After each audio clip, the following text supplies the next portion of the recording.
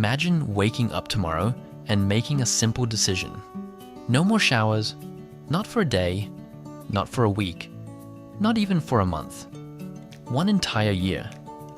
Sounds ridiculous, right? Well, that's exactly what happened to Jake. Jake was 32 years old. He had a decent apartment, a good office job, a loving girlfriend, and a pretty normal life. Then one morning, after hitting the snooze button for the 3rd time, he looked at his bathroom and thought, what if I just didn't? At first it felt like a joke, but that joke would slowly destroy everything. The first few days were surprisingly easy. Jake still brushed his teeth. He still changed clothes. He even used deodorant. So nobody really noticed. In fact, Jake started feeling proud. Every day he avoided the shower felt like a victory. By day 5, he was telling friends about his experiment. Most of them laughed. A few thought he was crazy. Jake thought they were overreacting. After all, he didn't smell that bad. Yet. After a few weeks, things started to change. His hair became greasy. His skin felt oily. His apartment developed a strange smell. The weird part? Jake barely noticed. Humans adapt quickly to familiar smells. His co-workers, however, definitely noticed. People started keeping their distance. Meetings became awkward. Nobody said anything directly, but Jake could feel it. One afternoon, his manager quietly suggested he work from home for a while. Jake laughed. His manager didn't. For the first time, Jake realized this challenge might have consequences. By month 3, the experiment had become a lifestyle. His girlfriend Emily was no longer amused. At first she joked about it.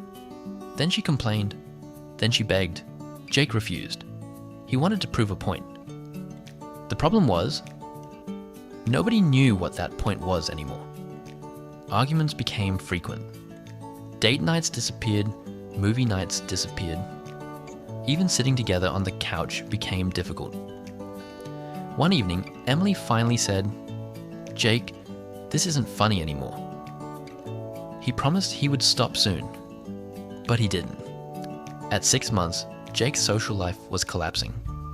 Friends stopped inviting him to parties. Co-workers avoided him.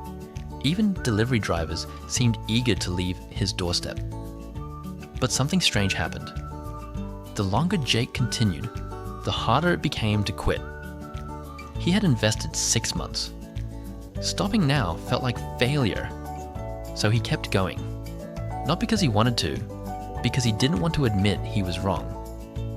And that's when things got worse. 9 months in, Emily finally left.